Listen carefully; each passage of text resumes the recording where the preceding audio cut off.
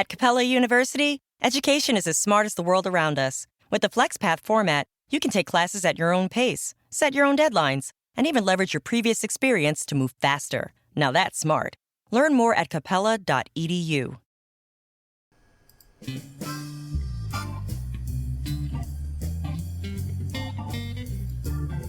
Right Night is a talk show with published authors, writers, and content creators discussing both the creative and technical sides of writing,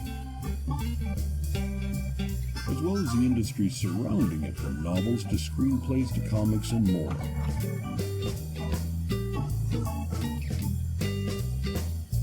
And now, here's your host, author Travis I. Sivart.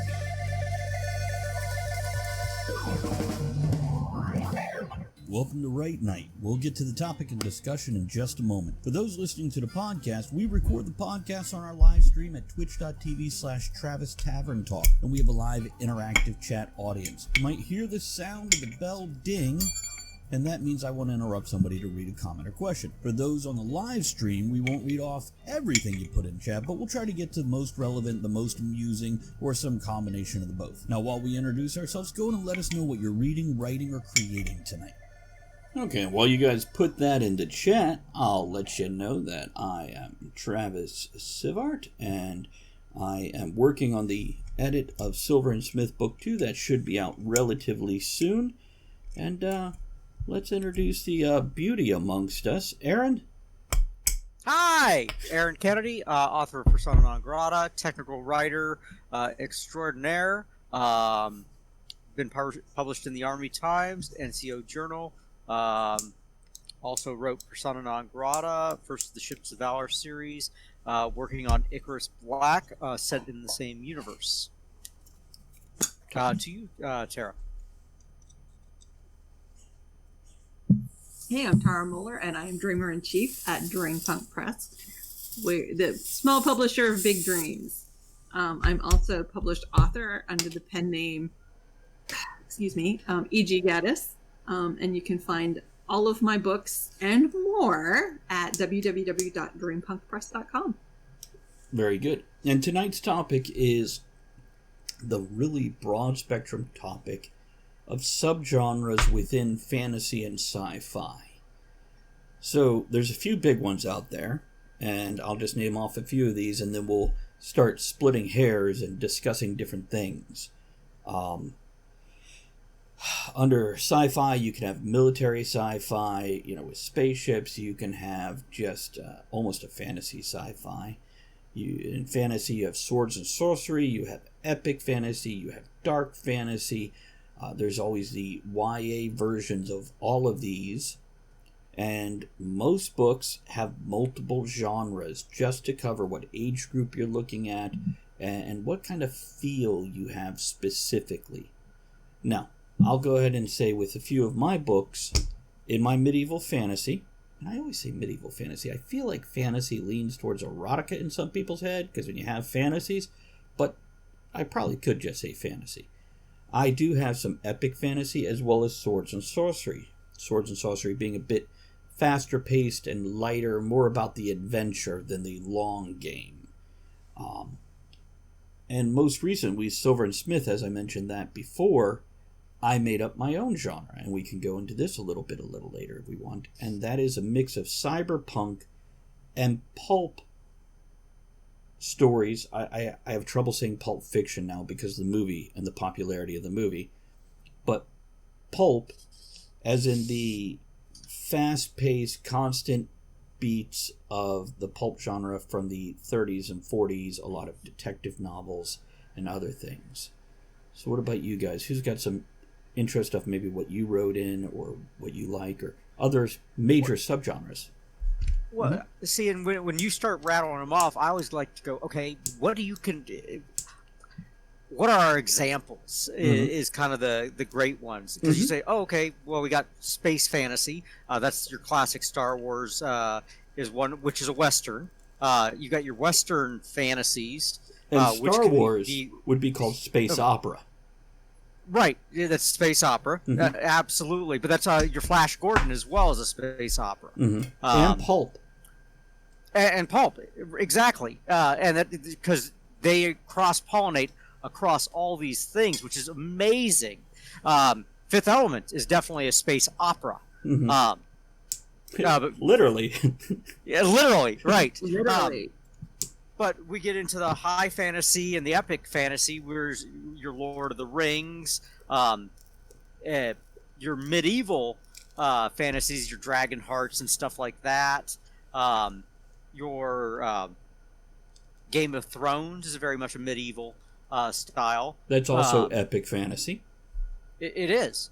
But we start getting into the various flavors, but each one's got its own nuance of what you want. You got Gothic fantasy, which sways much more over into Tara's arena.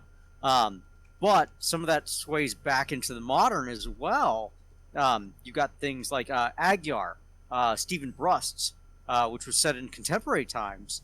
But that was actually where I picked up the narrative style that I used over in Persona non Grata. Mm-hmm. The narrator never speaks, but the people that he's interacting with do. And Sapphire says modern fantasy. So, Tara, Mm-hmm. do you want to throw a few minutes worth of thoughts in here before we start dicing it all up? Yeah, because we taught subgenres, and then Mhm. we also have crossovers and mix-ups of them, because you have, say, romance. It is, in and Mhm. of itself, probably one of the biggest genres out Probably there. the biggest. Mm-hmm. Yeah, but then you also have romance fantasy.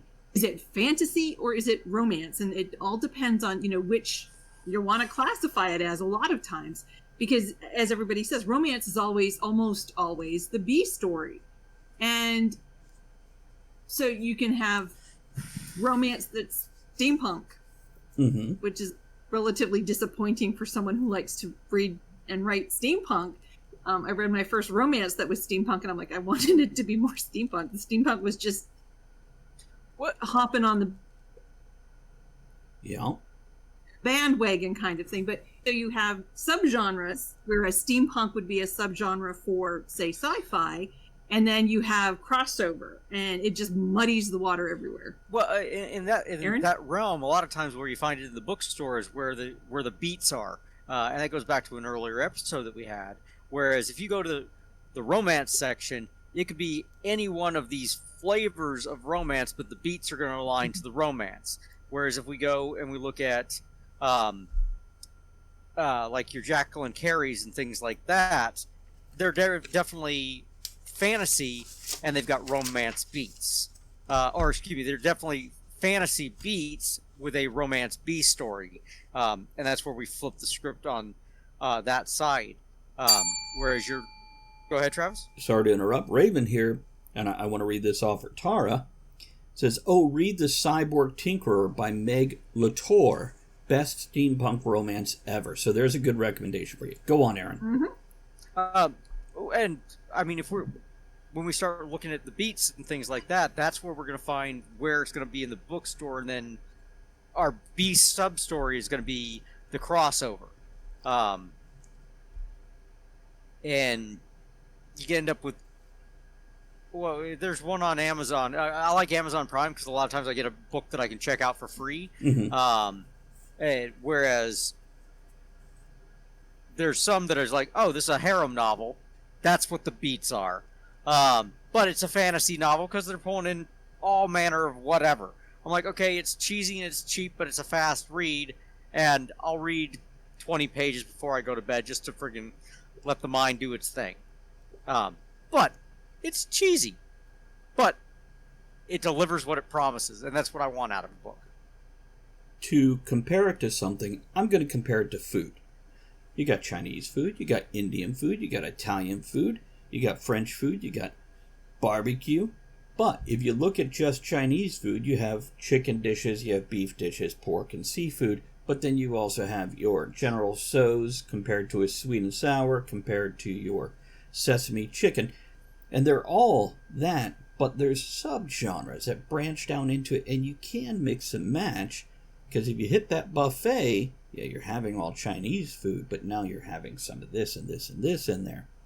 And Aaron, you mentioning the beats is an interesting thing to bring up, because I don't think I've ever associated where my beats are when choosing a genre. I think I'm going for more the seasoning on the meal than, is it Chinese food, Indian food, Italian food? Well, okay, let's do this, okay? The Marvel Cinematic Universe does a great job with this, okay? True. They say, hey, we are going to make a spy movie.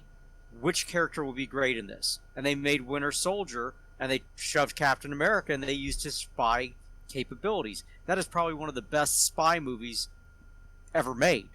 They made a heist movie, and they shoved Ant-Man in there. That's a great movie. And then they did this a few times. If you take a look at Spider-Man Homecoming, that's the Breakfast Club. That's a great teen angst movie. If you remove the Spider-Man character himself from that movie still stands up as a good teen angst movie. And you can go through, the 26 movies of Marvel phase 1 through 4, and you can say, oh, wow. And it all stands up because the beats are there for the movie genre that they picked. And if you contrast that against the DC universe, they made a Batman movie, they made a Superman movie, they made the other ones. And by the way, if I could interrupt real quick, I love your unique perspective on some things. The way you look at things and the way you compare things is so different from how most people would. And I really enjoy it. That's code for him going, Aaron is nuts. But you know what? I love a good nut. Quick, Tara, say something. Why don't you take it for a moment? That works on a lot of I'm levels. just going to let you guys go. 'Cause, I mean, the idea of beats is, and that where it would be in the bookstore in the library is a good idea. Until you hit YA. True. Oh, no, because that's that's YA audience. is less about the beats and more, right, it is audience, but it is a genre. And I know that not everybody here goes into Bowker's and has to pick the genre their books go into, but YA is so, you go down and it's like limited. So you have YA, which is a big genre, but it's going to, if it's YA fantasy, even though it's YA, it's going to be in the YA section, it's going to hit fantasy beats if it's a fantasy. If it's a romance, it should hit the romance beats, other than the sex, because we're talking YA. At Capella University, education is as smart as the world around us. With the FlexPath format, you can take classes at your own pace, set your own deadlines, and even leverage your previous experience to move faster. Now that's smart. Learn more at capella.edu. If it's a YA heist, which I have read, I don't know that it was ever actually published because it was in a workshop, so she was working on the manuscript. But it was a wonderful car heist movie with teens. So there is a lot of good teen YA heist movies out there. We could just look at well, Netflix, The Coin Heist is a good YA heist movie. The Secret Life of Pets. Oh, yeah. That's a heist movie. Mm-hmm. You know, it's... And hold on, let me see this here. Sapphire says, no, you're not crazy. I definitely agree with you, Aaron. It's definitely a cool way to think about those movies. It makes total sense. John says, but even Lolita was hard to get out for Vladimir Nabokov because of the topic. Aaron, what are you holding up there? You're crinkling something. You're holding up. What do you got? So, comic books. Mm-hmm. Okay, these are YA by definition. Okay, unless they state otherwise now. No. But these are from the 90s. Mm-hmm. Okay, circa 1992. By definition, YA, but they're not a genre. They were designed for kids since the 1960s, but they in and of themselves are not a genre, which is something I disagree with. YA is an audience. I understand that booksellers make them a genre. Well, they don't know how else to do it because they've got to group them generally. John, yeah, I agree, not always designed for kids, and that's why I said unless it states otherwise, because in the late 80s, early 90s, they started branching out into some very adult comics, and by that, I don't just mean nudity and sex. I mean the topic, the 70s, 60s. Oh, yeah, it goes back, but... Right. But in general, yes. Yeah. And I would classify comics as a medium. Right. Vice novels, Vice movies, Vice anime, Vice manga. Mm-hmm. But and Those again, are, then you would have genres underneath of that. Right, but it's one of those where the medium is an audience type as well. But I mean, that's neither here nor there when we get into the genre thing, because it's one of those when we're splitting things up. Well, we start talking about, okay, your Artemis Fowl versus your Rick Riordan. Those are completely different subsets. Yeah, they got the same target audience, but they're not the same stories. When we get into the Garth Nixes, again, we're splintering out. Harry Potter, it is not the same. It wasn't a kid's book either. It was not. I mean, the problem that I think we have when we look at genre is, and like you said, a lot of times an audience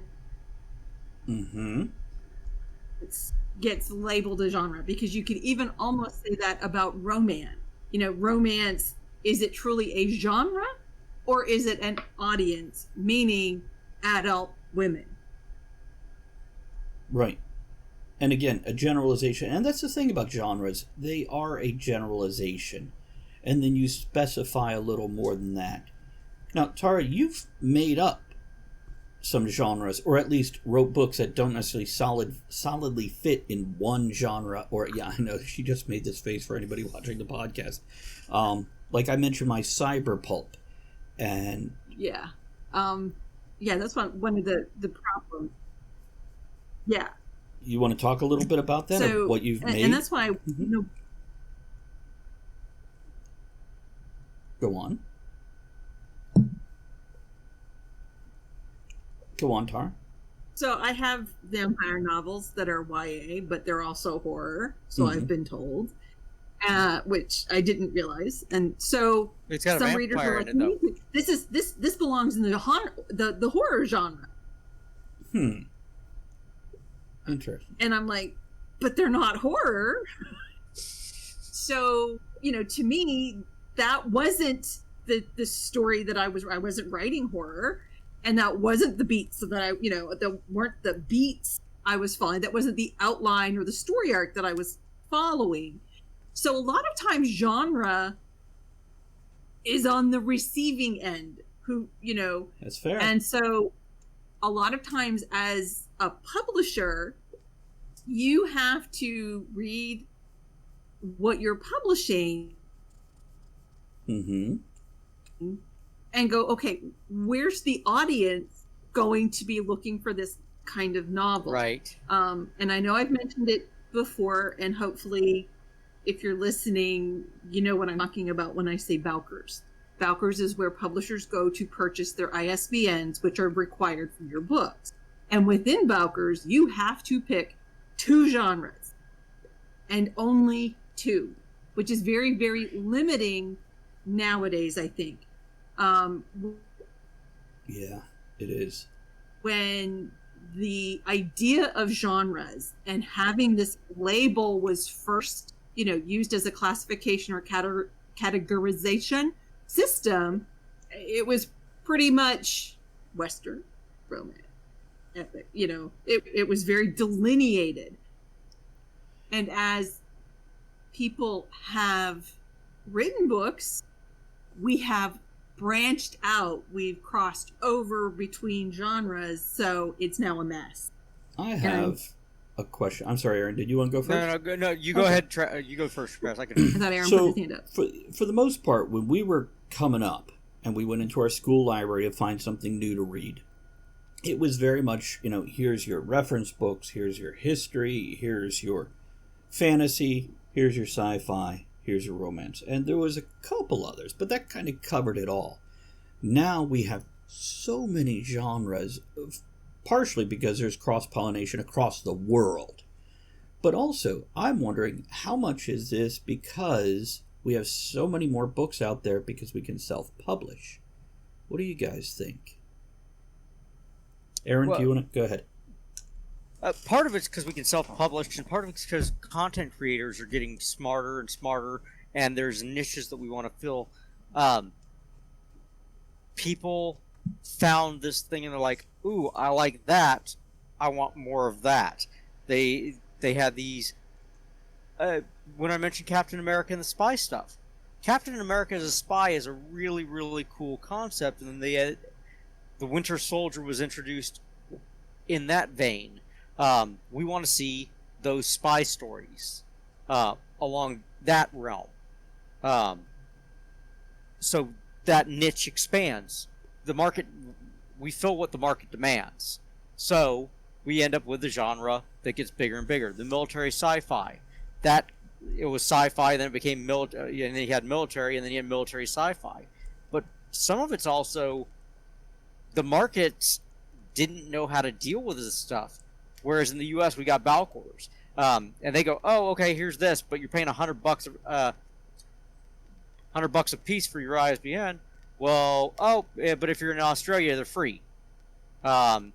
If you're in other countries, they don't cost as much, and that's market demand and things like that.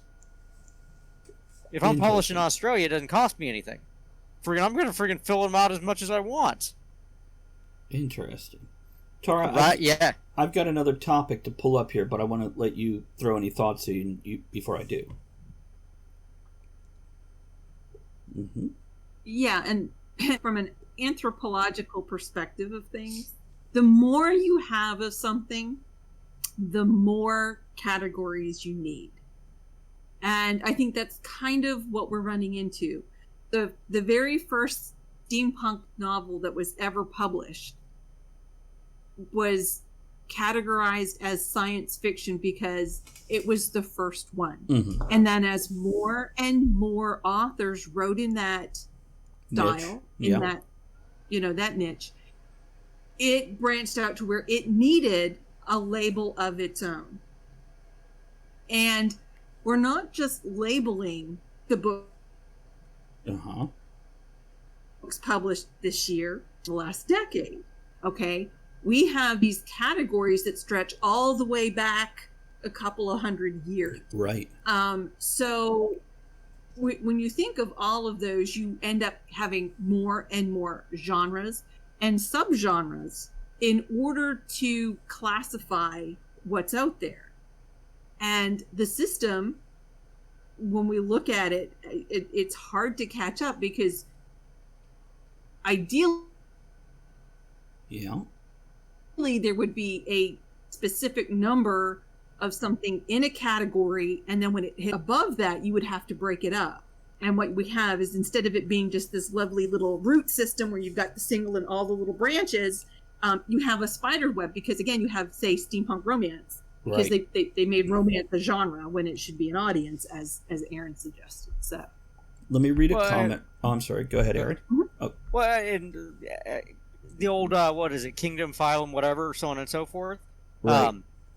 Freaking cats and dogs don't belong to the same freaking organization. The problem is, when you're talking about books, that can happen. There's nothing to say that the Golden Girls can't be vampire hunters. There's no, or bikers. Why can't they be all three? Why can't Estelle Getty hop on a Harley, run down to Shady Acres, and start killing vampires. She probably did. I'm just pointing it out. Go ahead, though, I'm going to read Travis. a couple comments from Sapphire Fox Art Studios here. Genre might be described as what you want to write. The themes we expect, both what we put in as a writer and what we know as a reader reading similar stories, and the way someone interprets the end product, as we mentioned before. Sometimes genre is seen as a strict blueprint, but that's often very limiting. Yeah, there's so many genres. I'm always learning new ones. I learned recently about the genre of weird fiction. So, and the other thing I want to bring up, Tara, you mentioned steampunk, and I wanted to go ahead and bring that up because both you and I have written in that and cosplayed in that and done so many things in that. I don't necessarily want to spend, the last half of the show on it, but I definitely think it needs a few minutes in here because it's something we've enjoyed, but from different angles. And this is a great example of how you take a theme and then you season it with other things, or actually you take a story and then you season it with steampunk. Because last thing I want when I'm reading steampunk is a bunch of technobabble about the cool gizmos. I want the cool gizmos, but I don't want a whole book just describing the aesthetic. Aaron? Well, okay, so Steam... At Capella University, you're in control of your education. With the game-changing FlexPath format, you can set your own deadlines and move at your own pace. The faster you move, the more you save. Visit capella.edu to learn more. Cloud is powering tomorrow's transformative missions.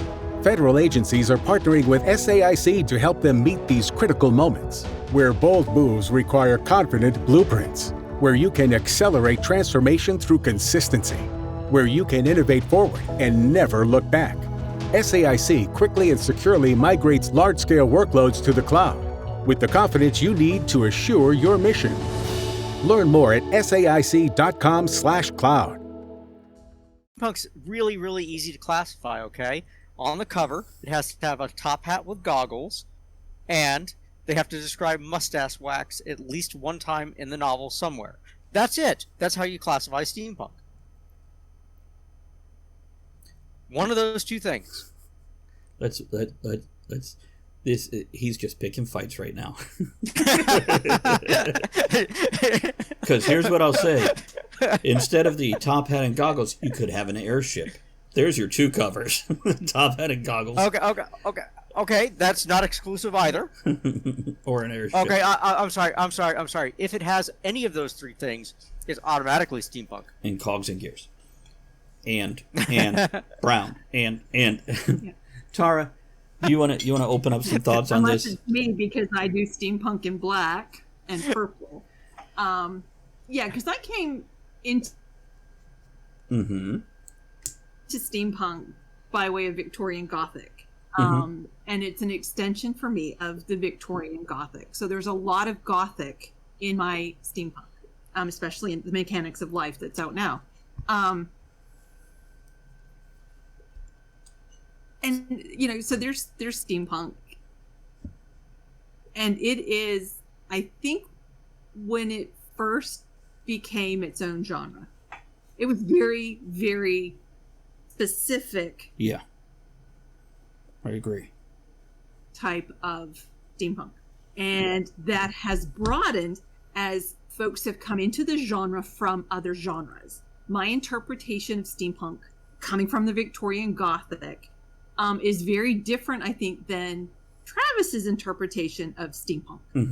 And it's simply because we arrived there by a different venue.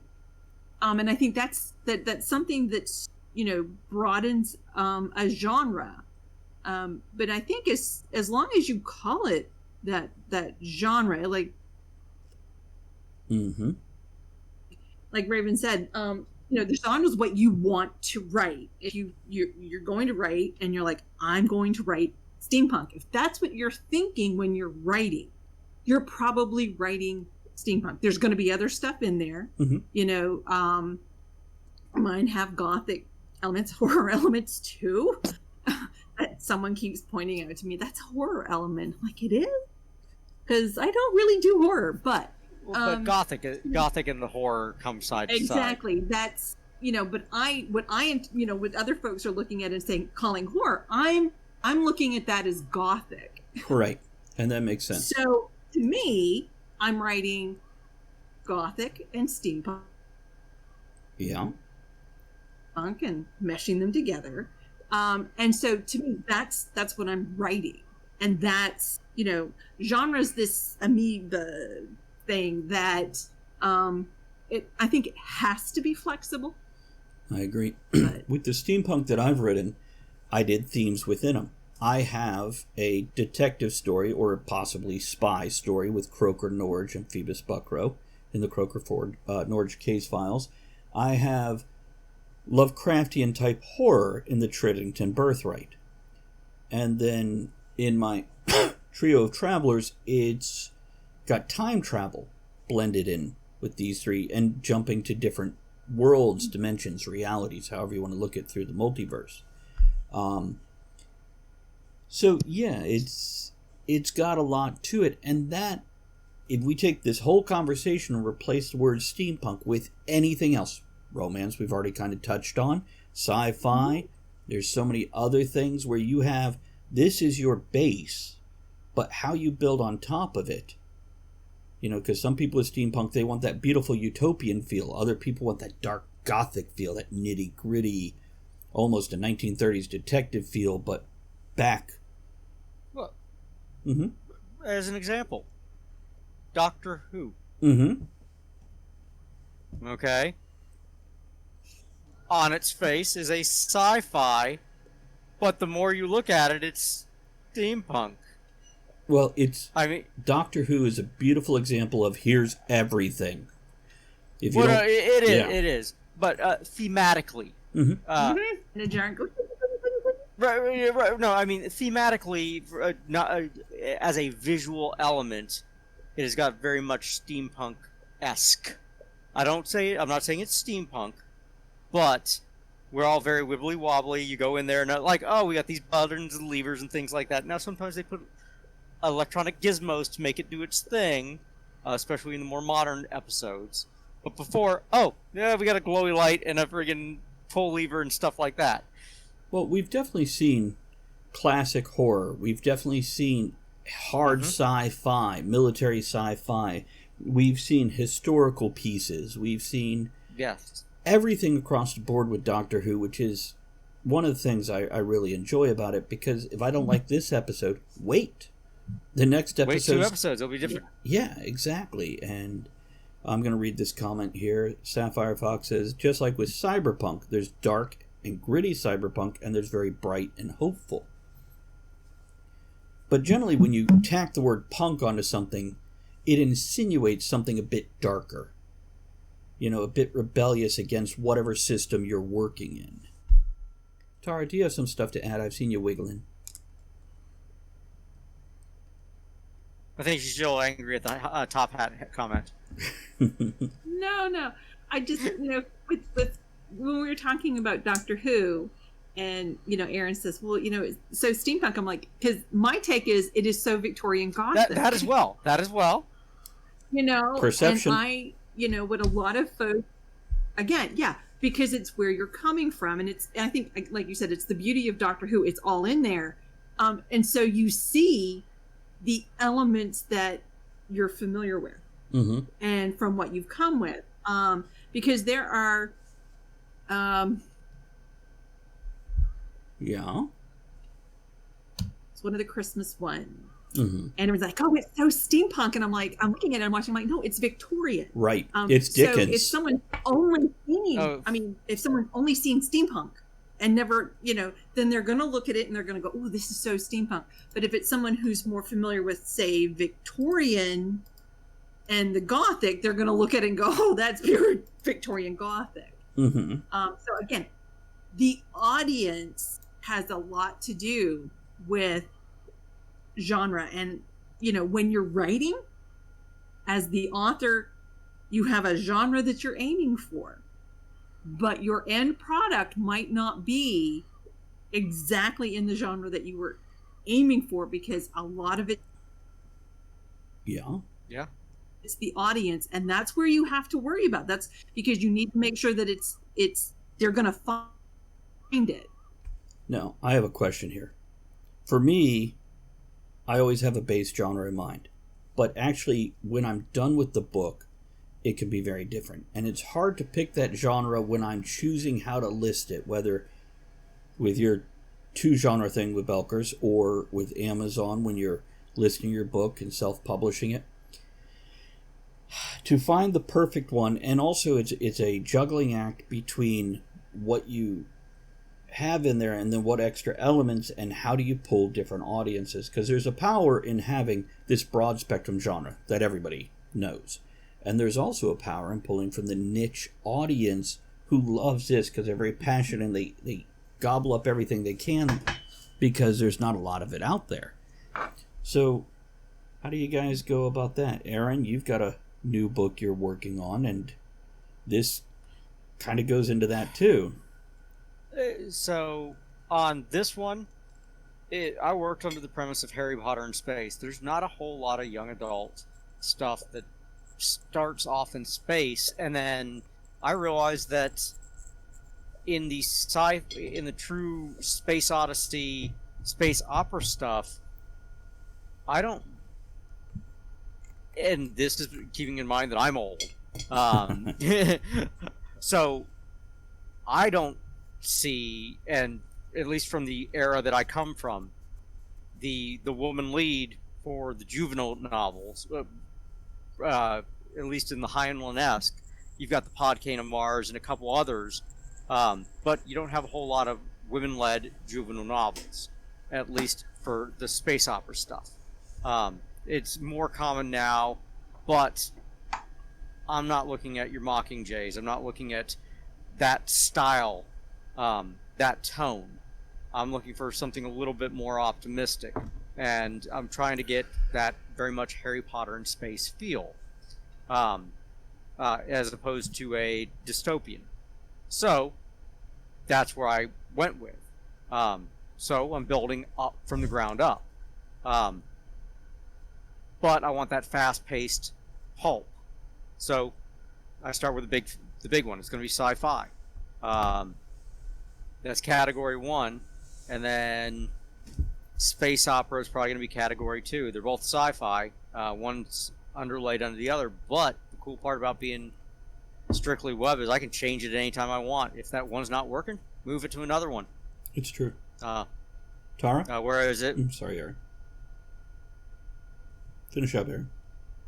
Whereas once it's in print, you're stuck with it. Or if you got an assigned ISBN, you're stuck with it until you buy another one.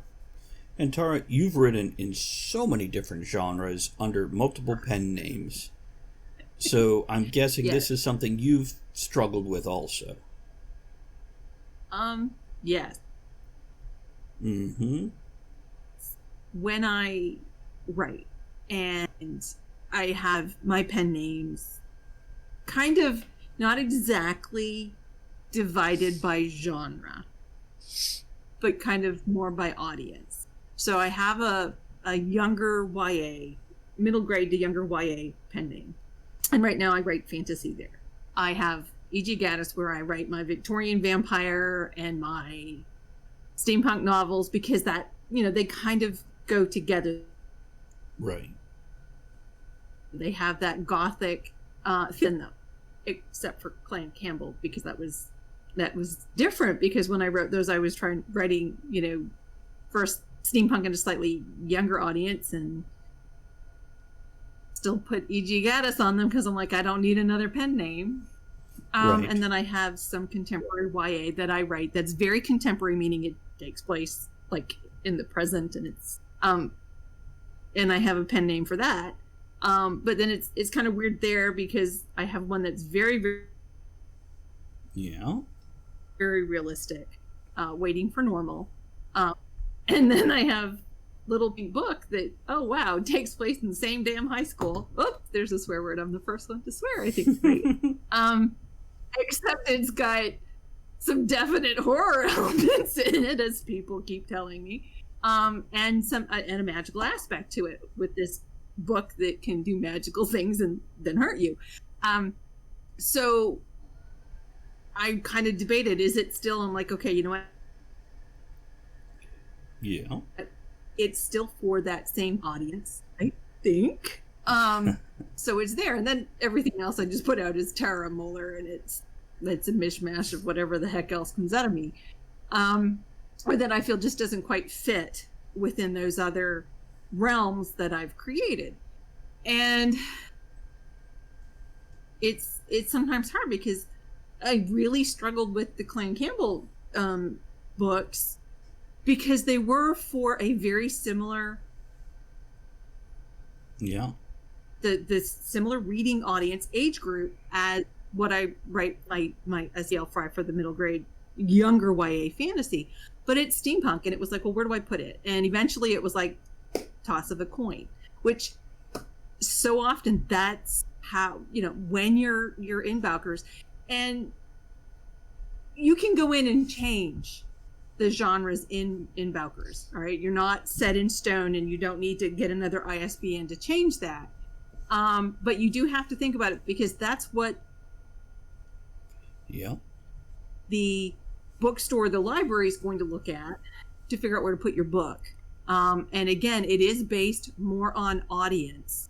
And that's who you really have to think of, is think almost as genre as your audience, as who is going to want to read this, and go about it that way.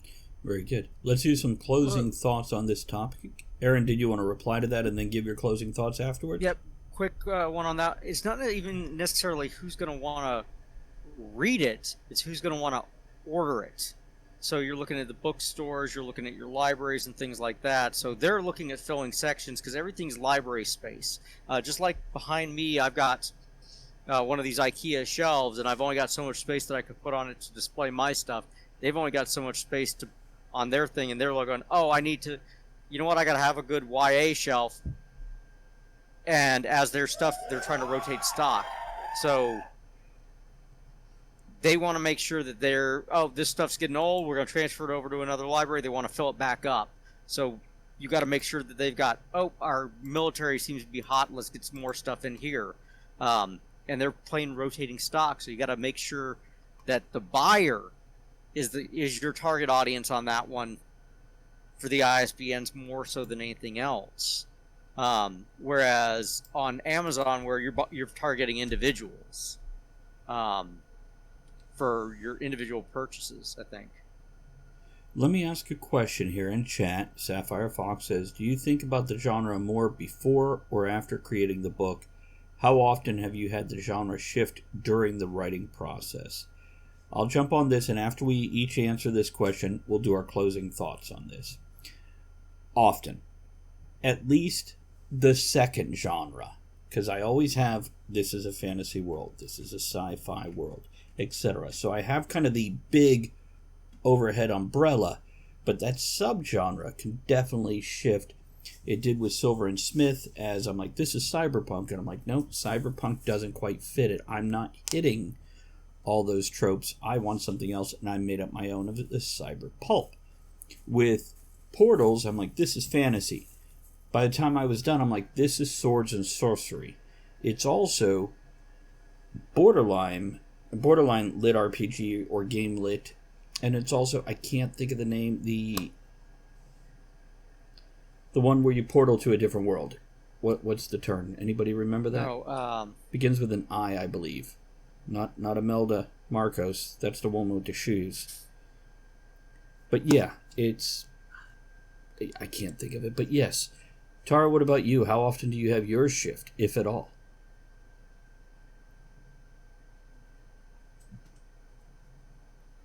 There we go. It's that guy. The main genre has not. I've never had a true shift in, like, the main genre. Most of what I write is YA. Right.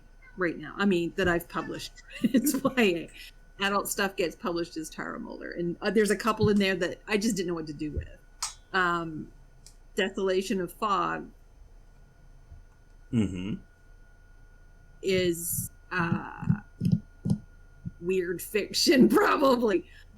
Except I'm not familiar with that. So, that was said in jest. So,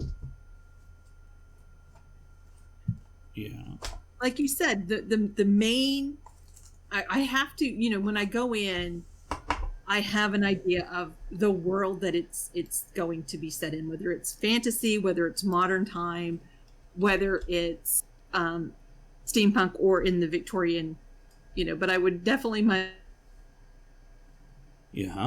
Victorian fiction vampire, so it is not historic. Did I try to make it as historically accurate as I could? Yes. But it's certainly not historic fiction. It's got vampires in it. I wish there was a genre called vampire fiction, because then it would fit, because really I don't know. Is it true Gothic? Maybe. Okay. Now, what about you, Aaron? Because I know you're a heavy outliner, so you have a plan, and then a bigger plan, and then an overall plan as you write. Do you ever find yours shifting in the middle? Absolutely. There's two parts to this one. So I actually have timers.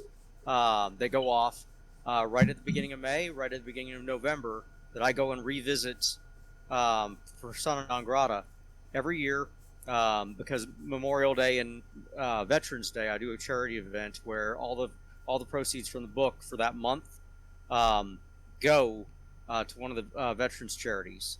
Nice. I go in there, I revisit the categories, and I make sure that they're the most apt they can be for those 2 months.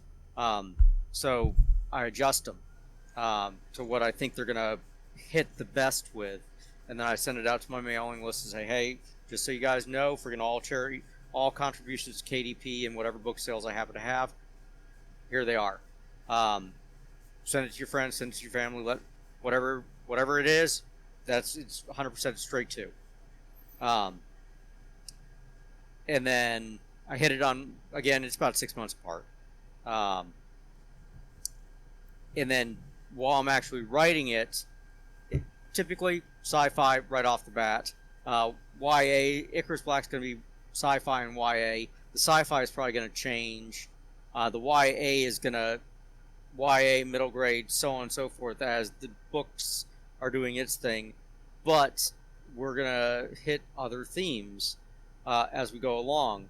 And with the breadth of this novel series, not every book's going to be in the same category, because the more there are, the more that I want them to spread across there. And they're going to fall into the same ruling. Because why have book 1 and book 2 in the same exact categories? It doesn't make sense. If they find book 1, they're going to find book 2. That's fair. If they find... So what about your closing thoughts on genres and subgenres? What do you get? Genres and subgenres, it's flavors. It's like going into Baskin Robbins. You're going to find one. It's all ice cream. They're all stories you want to tell. It's all flavors. There's nothing bad there. If it was bad, it would have got cut out long ago. Now, you're going to find stuff that you really want to have that day. Is it going to be pistachio ice cream? Is it going to be coffee ice cream? What you're looking for, something that you want. So you're going to find something you want. It's just a case of, oh, what do I want today? So the genres and subgenres, it's just nuance of, oh, this is what I'm after. But for us, what kind of story? How much chocolate syrup am I going to put on it today? How much gothic horror? How much vampire? How much steampunk? What's the sprinkles going to look like? And how much is the audience going to notice? As I said, Persona non grata is it's not really military sci-fi. It's science fiction pulp, but it hits more people on science fiction military, or it hits more military sci-fi than anything else, because pulp's not really something that people are looking for in that genre. Tara? As a publisher, genre and subgenres are very important And I think you have to know what they are. Because it helps you, if you know your genre, you know your subgenre. As a publisher, it helps you to determine the audience. And as a self-published writer, that will help you to determine your audience and who you need to make contact with in order to introduce your book to them, in order to start that content that will hopefully turn into sales for you. Very good. Then my closing thoughts are something I wanted to talk about, but we've kind of run out of time on this episode, is I want to see more female sci-fi, especially military sci-fi. It's out there. It has been out there for decades, but it's not very common. But I would like to see this because I don't enjoy the other stuff as much as I could, and I feel like little louder, Tara. What? Check out Placebo by Tara Moeller, then. There you go. Okay. So check out Placebo by Tara Moeller. Gotcha. Where can we get that? www.dreampunkpress.com or from Amazon.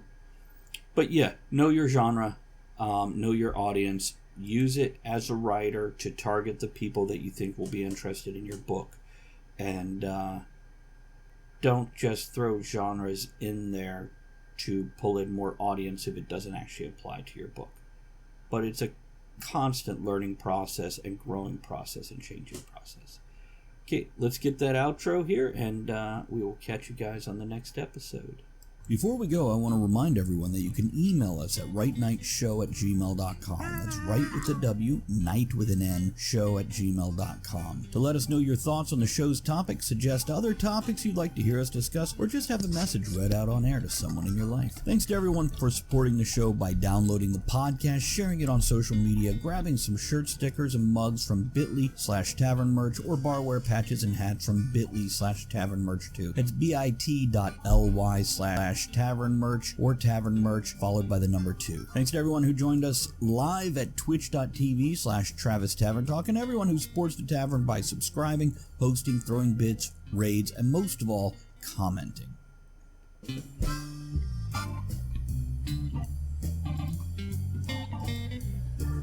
Thank you for joining author Travis I. Sivart and the other writers, content creators, and all-around amazing people for our discussion here on Writing.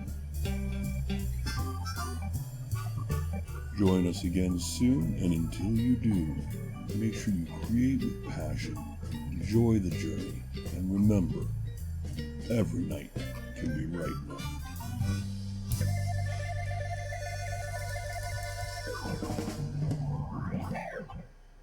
For 150 years, Children's National Hospital has provided exceptional care and groundbreaking research. Please donate today to give children and healthcare heroes a reason to believe this holiday season. Visit childrensnational.org/holiday.